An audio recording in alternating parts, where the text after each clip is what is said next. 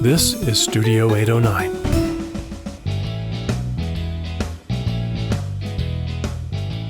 Hi, everybody. Welcome to the Outdoors Hiking Bob podcast. I am your host, Hiking Bob Falcone, and you can find me on my website at hikingbob.com, which has links to my social media accounts, my columns to Colorado Springs Independent, all the other podcasts I've done, my photography website, and there's also a feature there where you can send me an email or you can sign up for my email list. So if you have a comment, question, suggestion, feel free to email me and let me know. We're getting lots of those and getting some really great questions and some good ideas for future guests. So if you have anything like that, go to my website, hikingbob.com. Everything is right there. And if you'd like to support the website or the podcast, you can do that at Patreon, patreon.com/hikingbob. And you can become a patron of the website and be rewarded depending on your level of support. But no matter what your support is, we love having it. So thank you for all the supporters that we have at Patreon. Today, I'm down at Fisher's Peak State Park. It's on the far south end of Colorado, near it's about 11 miles from the New Mexico border. So we really are way down here. And I'm with Crystal Dreiling, who is the park manager for this up-and-coming, being developed state park. So, Crystal, welcome to the podcast. Thank you for having me. Great. So, Crystal, it's been about a year since we sat down and talked, and we kind of did like a driving tour of the park when we were here last time. And at the time, you basically had a trailhead. Right. And maybe one or two little trails. Yep. In a year, a lot of things have happened in this park. That's right. So you had a master plan process. Mm-hmm. Let's start with that. How did that go? Just tell us how that process went, your level of participation. How did that process go? Yeah, that process was a huge lift for a lot of us. It was about a 2-year process. Lots of public input, lots and lots of layers of information about the park that went into this master plan. We had a great planning team. We had partners on the outside of CPW helping us, and then also lots of internal CPW staff. So huge project. Finally, we have an end to that. And so we do have a final master plan that is posted on our FishersPeakStatePark.com website. And that includes our last round of public review and comment. And I mean, it's just amazing to think of how much work we've done in the last couple years and how robust this master plan is. It's a giant document, but lots of great maps, visuals of the park, photos of the park, and lots of good information in it. So remind us again how big your state park is. I mean, it's pretty huge. I mean, just along I-25, it's like 11 miles long. So how big are we talking about with the state park? Yeah, so Fisher's Peak State Park is 19,200 acres. Wow. And it is our second biggest state park in our system, but it's the largest state park that CPW owns. So it's a giant property, and then like you said, it's about 10 miles north to south and approximately 3 miles, give or take, east to west. So it's sort of a long property along the interstate, and it connects straight to the New Mexico state line. Wow. So a pretty big piece of land, and there's a lot of opportunities to do there. So when we were here last year, you and I talked, and you had pointed out places where you had a vision for a campground here and a place here for equestrian use, and trails and things like that. How well did your vision of that mesh with what you ended up with on the master plan? Yeah, it's pretty incredible to think of day one for me, learning this property and thinking in my head what could be, just based on my experience with state parks and how I like to use the outdoor spaces. And then going through the master plan process and seeing where we are today and how much that, at least through the master plan, has come to fruition. And so, we all saw from the beginning that there's a lot on this property to be appreciated just the way it is. It's some cases pristine. We have endangered species, we have rare plants, we have nesting peregrines. So we have a lot to protect on this property, but we also have a lot to share.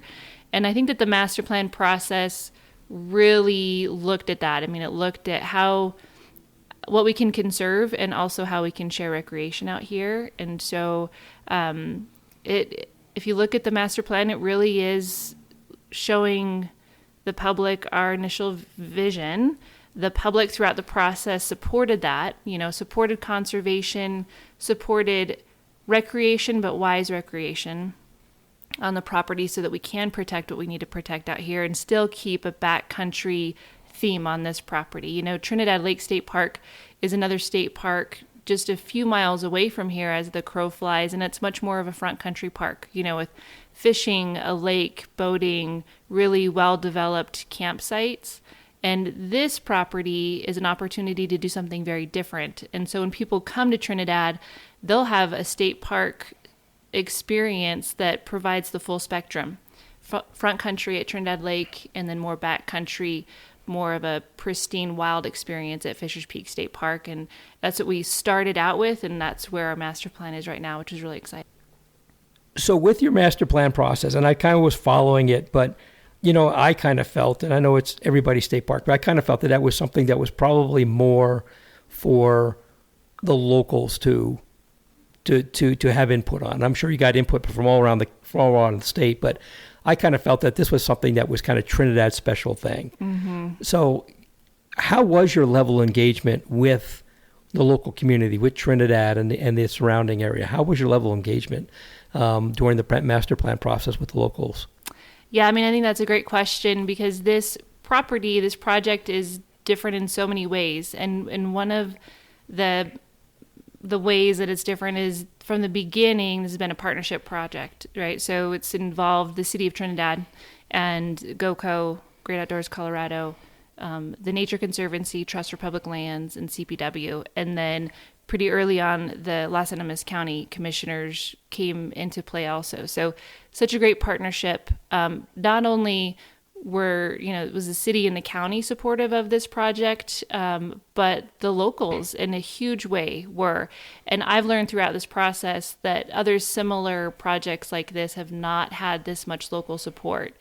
And that has been such a joy in this process. So as you said, a lot of the locals, whether it's just the local residents or Trinidad State College, some of the local businesses, folks have just been not only engaged and interested in our process, but supportive and excited. And the same people have been there, every time we've had a milestone and Governor Polis has come down to make an announcement or cut some ribbon down here, we have seen the same really strong support. Like I said, whether it's businesses, neighbors to the park, first responders out here, dignitaries, our partners. It's just been it's been a quick project, fast-paced project. It's been a heavy lift, and we could not have done it without all of these people I'm talking about right now. So tell us what the big features that you found in the master plan that people that you're going to end up, sometime down the road. And understanding these things sometimes takes years to get done. I volunteer at Cheyenne Mountain State Park. That's been open for a while. Yeah. And we just last year put in 2 cabins that were on the master plan from the beginning. We finally got them, so these things sometimes take a while. Right. But out of the stuff that you and I talked about last year, are you still are those still in the master plan, or did they make it in the master plan like an equestrian? If I remember correctly, it was like an equestrian campground, so people with their horses can camp and have that. Did all that stuff still make it into the master plan? Was that still what people wanted? Yeah, absolutely. We tested it with the public input. People were really responsive and appreciative. So there's a lot of fun stuff in our plan, and in some cases we're moving toward right now. So we wanted from the beginning for this property to be a teaching property. And so we want mountain bike trails. We also want a green skills course for new mountain bike experiences. I don't mountain bike, but I want to, and I want to use the green course that we're going to build. And when it comes to equestrian camping, we kept that same principle. So we do have plans for an equestrian campground on the southern part of the park, but in that vicinity, also an equestrian skills course. And so if your horse is new to a property like this, or you are new to riding in a forested property like this, then there's a place to learn more in the front country before you delve into the back country. And so, yeah, we have that in our master plan. We do have cabins and or yurts. One of the features I think of this park is that we do have the space to build approximately 100 miles of trail, and that's trail for equestrians, obviously mountain bikers and hikers. And so I think that will be a something that people will come down to this park for. Also, we, throughout the plan, from day one on this property, I thought it would be neat to have a sort of a hut system so people could spend days at a time in the backcountry and explore the property from north to south, with backcountry camping opportunities, whether those are just very basic tent sites in the backcountry or in some cases cabins or yurts. And so that is also featured in the master plan. Also, we have hopes and dreams for a pretty large visitor center, with room for interpretation, for conferences, for retail, obviously, and possibly to showcase some of the artifacts that have been found on this property.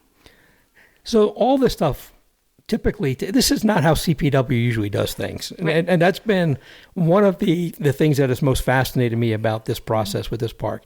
Typically, and if I get this wrong, correct me, but I think I have it down, CPW gets the land, and then they work on a master plan process, which, like you said, takes a year, 2 years to get done. Yeah. Then they spend a number of years doing everything, or as much as they can, before they actually open the park. Yeah. Here, you had this park dedicated in the spring of 2020, Right. and then by October, you had a parking lot, you had a couple of bathrooms, and a few, not many, trails.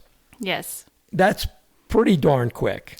And now we're 2 years later, and you've got 11-ish miles of trails while you're still working on a master plan. Right. And I'm envisioning that you're probably hoping, boy, I hope those trails we're building are actually going to be in the master plan. or boy, did we just go, this could turn out ugly. Yes.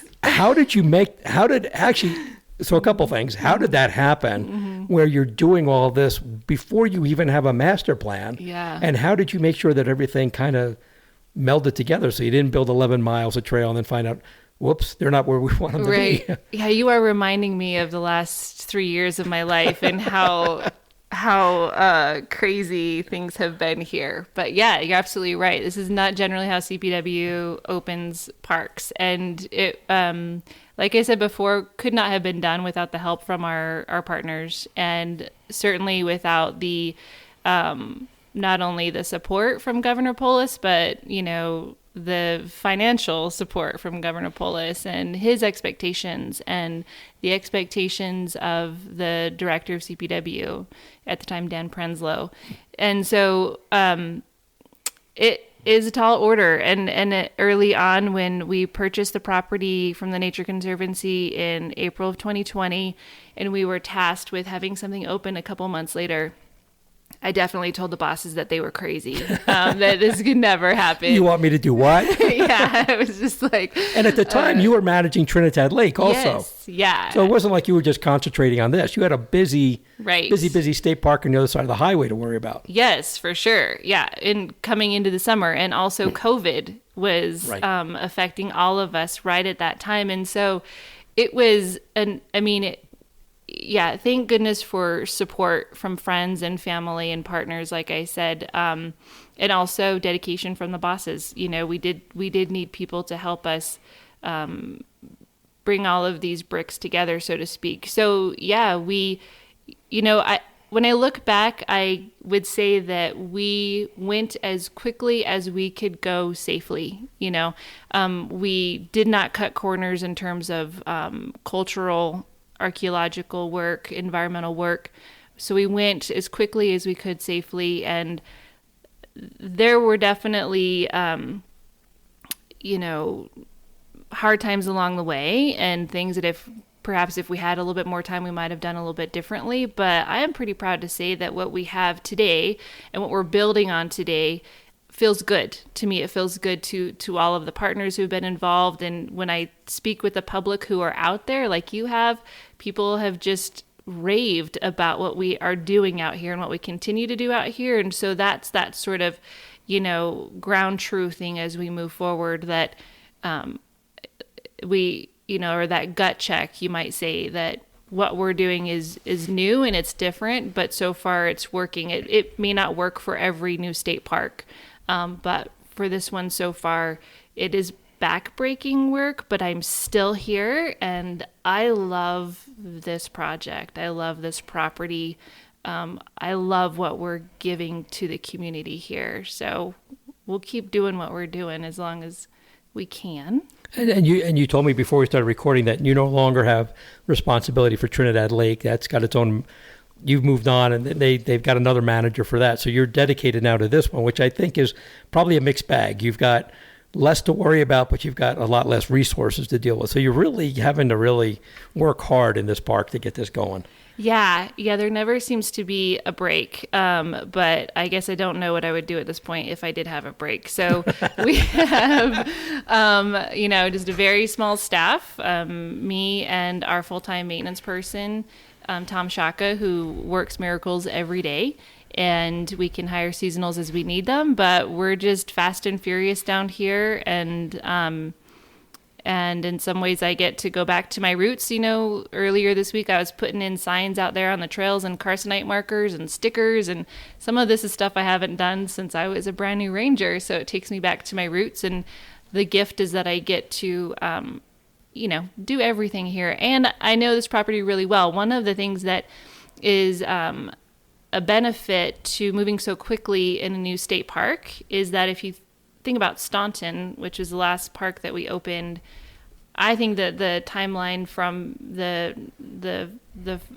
beginning steps there to the time it was open was maybe 20 years, is what I've heard. And many, many different park managers managed that park in that time. But to go from zero to where we are today, with more than 11 miles open to the public and still breaking ground on new stuff on the park, we've just had one park manager. And I think that the institutional knowledge that I have and what I know about this property and what we've learned on this property to date will serve our future processes. It's interesting you mentioned Staunton, because I've been going there since they opened the park. And when I first started going, they've only been open for, I'm trying to think of how many years, not a whole lot of years. Yeah. When we first started going there was a few trails, and I have trail maps from every year. Cool. So you see that map get more and more lines on it. Yeah. But there was no visitor center. There were no campgrounds. It was just you parked here and you went hiking, sort of like what you have here. Yeah. But now we're several years later, and they just in the last year or so got their campgrounds. And a couple of years ago, they finally got a visitor center.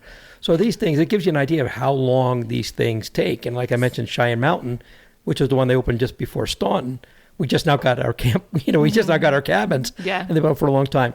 So CPW and the way it works, and people have listened to this podcast, I've explained a lot how, the finances of CPW works. It's all fee driven and licenses and that kind of stuff. Obviously, this place is not going to be making any money for a while. I mean, obviously, visitorship needs to go way up and stuff. So how did that work? You got an infusion, if I remember correctly, you got an infusion of some general fund money to get this kind of started. Is that an accurate thing? Like some seed money, I guess is the way to describe it? Yes. There was, after the purchase of it, I think that there was roughly $3 million from general fund, if I remember right. And that number went back and forth a little bit. And then we have had, I think, some additional money from lottery and then Parks Cash. Yes. So just like you said, when people pay for their Parks Pass, they're helping us, improve and build new state parks. And, of course, the original purchase was with the help from GOCO and lottery, I guess, under that umbrella, and the Habitat stamp. Right. And so, yeah, we, and so far the money is still coming in as we need it to,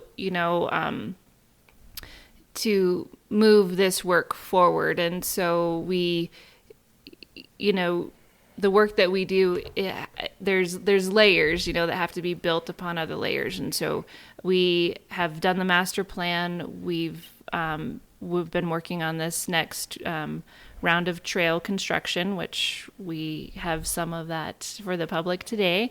And then we've started our next project of some main entrance road and trailhead parking area design and engineering. And so that has already been kicked off, and we're moving forward with that. And so so far, the money has continued to come in to keep us moving at almost lightning speed. I think the word I used to describe in a column I wrote was uncharacteristic speed for CPW, and recognizing that this has moved on incredibly fast speed. And I think that's one of the frustrations with the public, and I can say this also working like in city parks and stuff, is a land is acquired. Big announcement, land is acquired. Mm-hmm. Then it's years before anybody can do anything with it. Yeah. And people get a little frustrated, like, hey, we bought that land. When can we go on it? Right. This, I think, is, and I don't know if this is going to be typical for CPW going forward. And obviously it depends on, who your elected officials are in years going forward. But I think this is kind of what the public appreciates. Yeah, it's going to be a while before things are done, but we can start having a taste of what this new property is like. And if this is a direction for CPW going forward, I think people are really going to be supportive of that they recognizing it takes a while, but also recognizing we're not going to wait 5, 6, 7, 10 years before we actually set foot on this property. Everybody forgets it was there. Yeah, absolutely. Kind of a thing. Yeah. No, I've been really curious to see how the public would respond to this, because I honestly was worried when we opened up the initial sneak peek at Fisher's Peak with just, a couple of very nice bathroom buildings and just a couple miles of trail and some picnic areas. I was worried that folks would come and see that and pay for their parks pass and be discouraged or disappointed at what they got for their money. Of course, their day pass works at Trinidad Lake too, but not everybody gets that. So, but I've just been so pleasantly surprised this last couple of years that we've been open that people have loved that. Just like you said, that people just want to be a part of the excitement, be a part of the process, have their boots on the ground, even if it's in a small way.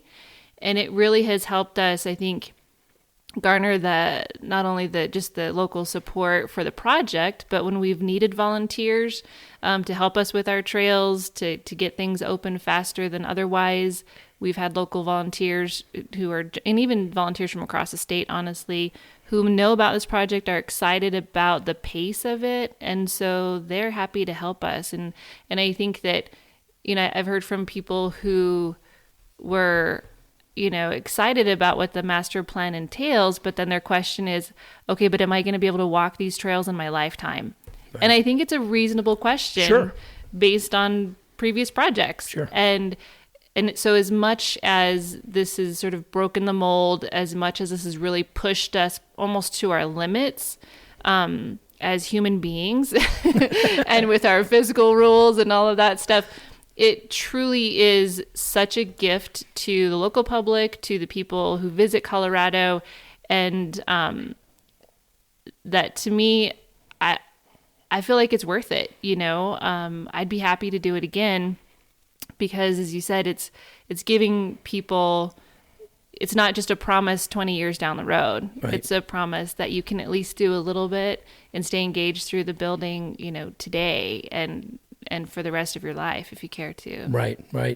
I think part of that too is CPW has done a good job, and I've also tried to do it, of tempering people's expectations. Yeah. Going in here, like when I would write about it, I would say, yeah, there's a couple miles of trails. I don't know if you want to drive the 2 hours to go down there for this, but if you're driving by on I-25, going to Albuquerque or Santa Fe, definitely worth the stop in and try those trails. Now I'm telling people, now it's worth the drive down there, because now you've actually got 11 miles of trails and it's gorgeous and the views are great and everything. So I think a lot of it too was, and that messaging came from you guys at CPW with, making sure people understood it's just a little bit here. It's not, you're not going up to the peak or anything like that right now. Yeah. But you can get a little taste for it. And I think that helped with, the messaging and tempering people's expectations. Yeah, absolutely. Yeah, and I appreciate you helping us with that. It's very just to be honest with the public, and I think that that's what, this sort of managing expectations and all of that has been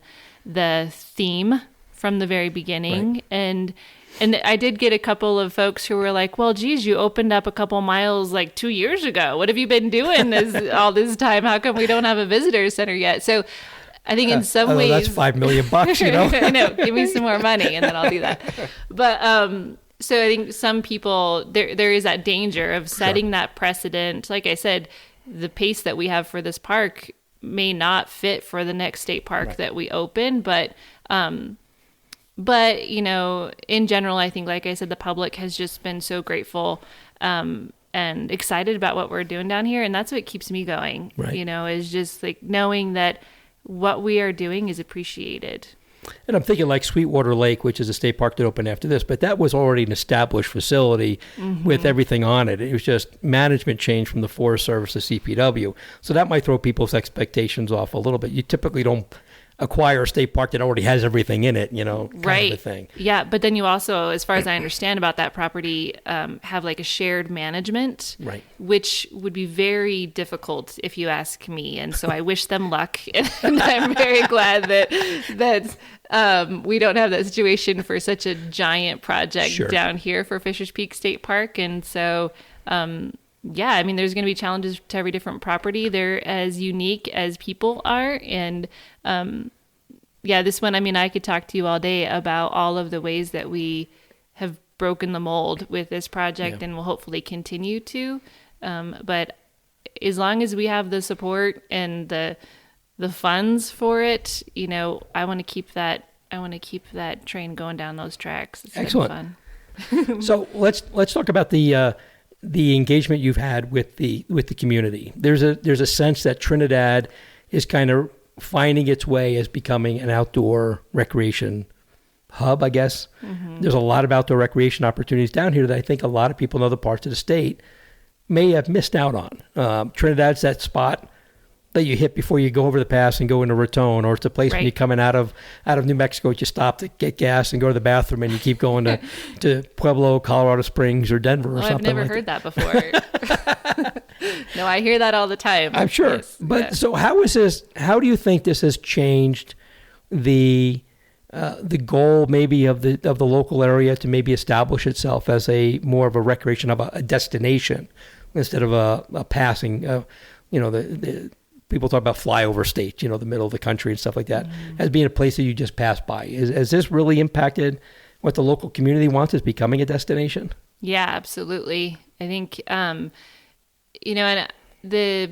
the landscape of Fisher's Peak State Park, the peak itself and the rolling hills in front of the peak have been the backdrop to this beautiful town down here, obviously forever. And I think that with CPW taking over this property and purchasing it, building on it, we have kept in mind that in so many ways this property is been the lifeblood of the folks who have been here for generations in many cases, and is a part of the families here, and they see it as their own. And that's probably one of the reasons that we wanted our master plan process to be so inclusive, to not let the local folks especially feel like anything was taken away from them.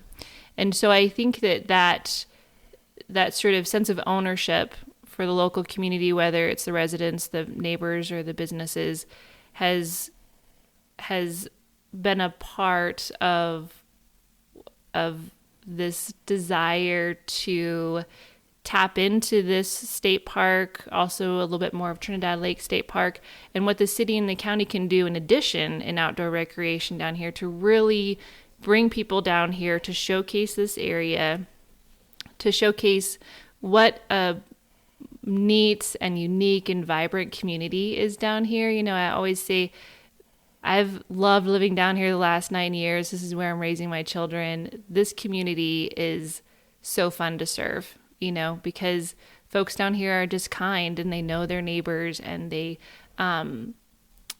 they've known their neighbors for generations. Right. It's fun down here. Right. And so, but yeah, I think the goal from the beginning for so many was to sort of find an economic resource down here that's not going to go away. You know, there's been coal mining down here. There's been natural gas. There's been marijuana more recently.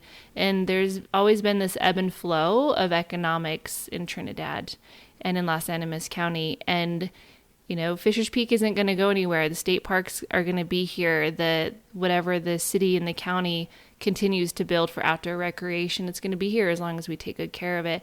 And so there's been very invigorating for the people who live down here. I know that a lot of folks have moved here in the last couple of years, probably in so many cases because of the fact that there's 2 state parks down here, because it's been affordable relative to the rest of the state, and the natural beauty. Like, there is such beauty down here, which is always surprises me that people have not historically taken the time to get off of the interstate and kind of explore. But certainly with the second biggest state park in the state, I think more people will do that. Right.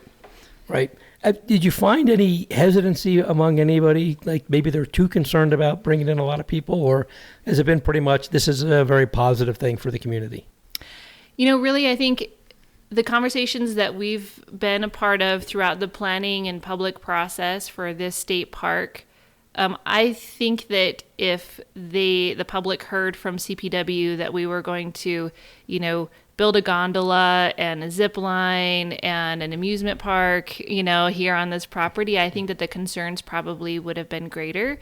But it was pretty magical, to be honest with you, the way the partners' vision for this property and CPW's vision for this property aligned so well with what the locals wanted. You know, they wanted access to the property, but they also wanted us to take care of the wildlife on the property, and they wanted us to be very sensitive to the prehistoric elements of this park, the cultural elements of this park, the history. They wanted us to not, you know, I remember on one of the public meetings, folks were very clear that they didn't want to look up at this mountain and see a string of lights, you know, going up to the peak. And so I think that because our vision and the public's vision has been so in line from the beginning, there really hasn't been a lot of pushback that certainly that I've ever seen. Generally,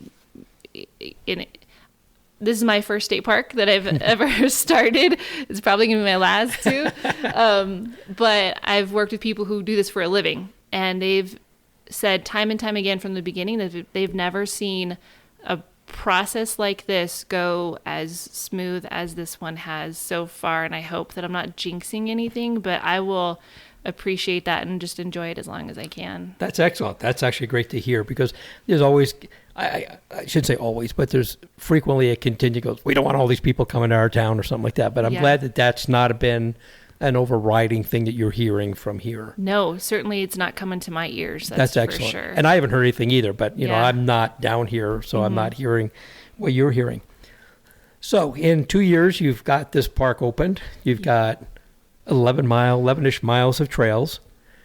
The announcement last week, when 2 weeks ago or before we're recording this, it'll be a little longer once you hear this, but the announcement that they opened these new trails also came with the announcement that the trail to the top of Fisher's Peak will be done by the fall of 2023. Mm-hmm.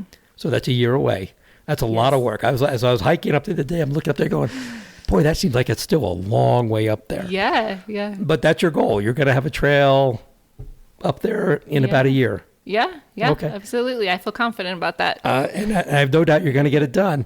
But it just speaks to how fast you're getting things done here. Uh-huh. So I got a couple questions for you. Okay. So I'm comparing this kind of like to the Dixon Trail we have in Cheyenne Mountain.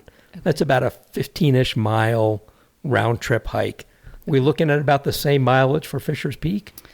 Yes. So, you know, once we're done, we'll have the final mileage. But what we're looking at right now is approximately 8 or 9 miles one way up to the peak. And then, of course, folks will have to come back down. So it's going to be my second question. Are you going to have like any backcountry camping up there? Or? We do have that in the works, and my hope is that by the time people are able to go up to the peak, we'll also have some backcountry camping available for folks who can do that, who want to maybe take their time a little bit. Because what I've seen is that's a pretty broad, relatively flat-topped mesa up there. Yeah. Not like a big craggy bump like we have in Cheyenne Mountain. So not a lot of opportunities to camp, but, top of Cheyenne. That's why we don't have backcountry camping there. Yeah, and we won't, I don't think we'll ever have camping on top of the mesa, but we'll have camping in the backcountry along the way. Okay. And so we want to at least offer that opportunity. And I think the hike to the peak is going to be, our trails are going to be obviously well built and keeping slope in mind. And so it's not going to be super strenuous, but people will be gaining about 3,000 feet of elevation on this hike. Like I said, it's going to be a number of miles just in one direction. People are going to need to take into consideration the weather for the day, where they're coming from. If they're coming from Texas, it might be a little different experience than if they're coming from Denver. And so there's a potential for folks to get hurt out there. And so it's, we're going to be beating that drum of stay on the trail. Don't get off the trail. We can't help you if we can't find you if something goes wrong. Know the weather, know your limitations. Right now, what we have open is Osita Point, which is about halfway to the peak. And it's an opportunity for people as they're going to the peak, if they're running out of time or daylight or energy, they can go up to Osita Point and get really great views and then go back down to the trailhead. And so we're building and opening these trails with that in mind.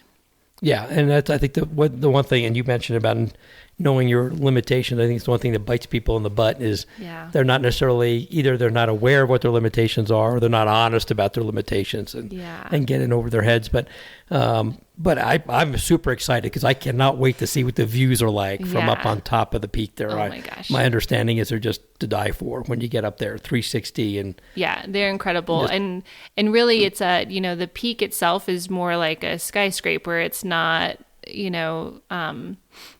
when you're up there looking at those great views and all of that, at least for me, I get the sense that I'm a little disconnected from the rest of the world, because you are sort of up there in the clouds. But it's also one of those peaks where, you can't get close to the edge. There's nothing that's going to catch you, if you fall off. Yeah. Nothing for the acrophobic up there or anything. I don't think so. Okay. Yeah. Even me, I'm not afraid of heights, but I've been up there kind of close to the edge when little swallows are flying across my head, and I feel like just the tiniest thing could push me over the edge. So hopefully people will be really careful up there. Yeah. Well, you would hope that if people have the ability to make it that far, knowing it's a round trip hike, so it's going to be like 18, 19 miles, that they're also astute enough and experienced enough to know, well, maybe I shouldn't get too close to this crumbly rock edge or anything like that. Yes, exactly. So, and high winds and all of that stuff. That is the hope for sure. Yeah. Yeah. There's some trust involved in this. Well, project. Eventually people have to be responsible for themselves too at some point. Yeah. So out of the master plan process, were there any surprises that you saw that ended up in the master plan that you had not envisioned? Anything that features people wanted or amenities that people wanted, or was it pretty much where your vision was going into it? Yeah, it's a great question. I guess I would say the biggest surprise for me with the master plan is the visitor center. The size of the visitor center, the hope, and the design for it. What we have in the master plan is a 2-level, walls of windows looking at Fisher's Peak, space for conferences, like I was saying, and meetings. And my little office at Trinidad Lake was so tiny. So go big or go home, right? Yeah, I guess so. So I think that's probably the biggest thing. I'm excited about it, but it's a little different from what I'm used to. And, just building on this property, which is so rugged, so many canyons, so many arroyos, such dense forest. It I will think be the only interesting. flat piece of land is actually on the top there. Yes, exactly. That's our only flat real estate, pretty much. So, but of course, we're not going to put the visitor center up there, No. and so it'll be interesting to build out here, and just bringing utilities to that visitor center, and so I'm looking forward to it though. So we'll see what we end up with in the end. Will that be near the current trailhead off of exit 11, or is it going to be in a different location? Yeah, where we have it right now conceptually is not too close to exit 11. It's more in the vicinity of what would be exit 8. Okay. So kind of more in the center of the property. I hoped from the beginning with this plan for this park that we would not be pressured, or that we would not decide to build a road through the heart of this property. I want to keep it peaceful out there, and Sure. I certainly wasn't the only one. And also I saw that a lot of the disturbance on the property was close to the interstate. And throughout our master plan process, we really looked at, let's not disturb new areas where we don't have to. And so when you look at the plan, you'll see that a lot of the development, our trailheads, the campgrounds, the visitor center, a lot of the major development, which really isn't that major, but major for this park, is pretty close to the interstate. That doesn't mean that you're going to hear the interstate from those locations. It doesn't mean that you're going to see it. But I'm really happy that the master plan kept to this sort of idea of leaving the heart of the property, the interior of the property, as natural and quiet as possible for the wildlife and for the park visitors. So you'll probably have, instead of one entrance and a road driving through it, multiple access points into the park, like the main entrance with the visitor center and like the trailhead at exit 11 and maybe another one further down the road. Is that kind of what you're looking at there? We're limited on entry points to the park with the interstate going up the entire west side of the park. Right. So we'll probably have one road that comes down through the park to the visitor center and to the campgrounds, but that road is going to stay pretty close to the interstate. Gotcha. Okay. Yeah. Cool. Well, Crystal, this has been an education, and in a year, it's just amazing what's gotten done here. Yeah. I guess that now with winter coming, everything's going to kind of come to a halt till springtime, for the most part, as far as new trail building. Or you're going to plug along through the snow or whatever. Yeah, the reason that we were able to open this phase of trails early is because the weather was so good this last year. We started these trails in January of 2022. And weather was just so good for building that our trail builders, Single Track, they just pushed through all year. And the other reason that these trails are opening early is because Single Track is amazing. They are hardworking people. They're very talented. We've got some great oversight with our planning team who have helped oversee the trail construction, given their knowledge of trails and that they actually designed these trails. And so we've had such a great team. So the building is going to continue towards the peak until weather closes us down. And then we are going to run into the peregrine closure that impacts the peak. And so that area, so it's a half-mile buffer around the peak that is closed from mid-March every year until the end of July. And so that is what's sort of dictating the next opening that we'll have for the public, is that folks will be able to get closer to the peak, but they can't get closer to the peak until that peregrine closure ends basically August 1st. So going forward, there's going to be seasonal closures up there? Yes. Okay, which is not uncommon. I mean, Staunton does that over on Lion's Head. They have a seasonal closure, and Dome Rock Wildlife Area has a seasonal closure that cuts off a lot of the area because of that. So people can expect that here too. Yep. So getting to the summit is going to be like a late summer, early fall, more kind of a thing. Yep, absolutely. Excellent. Which is the best time to go up there, honestly. Sure. Yeah, when it's not after the monsoons degrees. And the lightning and stuff like that. Yes. Yeah. And when the fall colors are prominent, I think it would probably be the best time to go up there. Yeah. Anything else you want to tell us about what's coming next and how things have gone? I think we've covered a lot here, but I don't want to leave without making sure I haven't touched on everything. Yeah, no, I mean, this conversation has been, like I said, you've been making me remember the last few years of my life. Sorry about that. It's going to give me nightmares tonight, but no, it's been a pleasure. No, I think just like I said, we're going to continue with building trails as long as we can. And this next project to design and engineer not only the entrance road, and some of the bigger amenities on the park, but also the utilities, which is huge. You know, we got to be able to get water to places and electricity to places, and we got to be able to flush toilets. All of that planning work has already begun. And so there is never a dull moment out here. And hopefully folks will start to see things like campgrounds and visitor centers, you know, in 5 years or so. But until then, we'll keep building trails. Trails are what the people want, and Sure. And out here they're actually really beautiful. So Yep. So, and one last question. So, in a year, we can expect a trail to the top of Fisher's Peak. Yep. What other trails can we expect? How many more? And I don't, can't be too specific, but how many more miles of trails do you think you'll have besides that one by this time next year? So this is, I don't know that we'll have much more than this current package, so to speak, Okay. which is about 18 miles of trail that we're building, which in comparison to like Trinidad Lake, there's maybe 12 miles of trail at Trinidad Lake.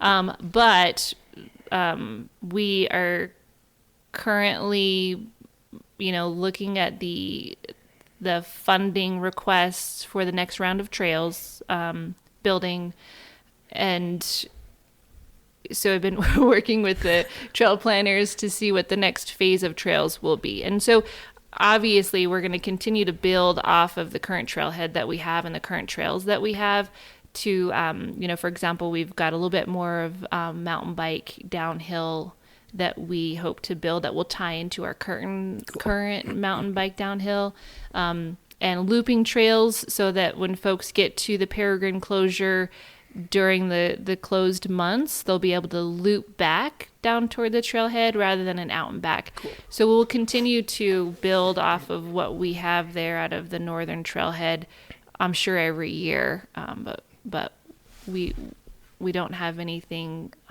specific to point to after this Trail to the Peak. The big push is to the peak. Yes, it has been from the beginning. Cool. Those were our marching orders day one, and I'm gonna. Everybody was asking, when can I get to the top? Yeah. When I get to it, but when can I get to the top? Well, you get there eventually. Just calm down. We'll get there. Yeah, kind exactly. Of a thing. So they're almost there. Cool.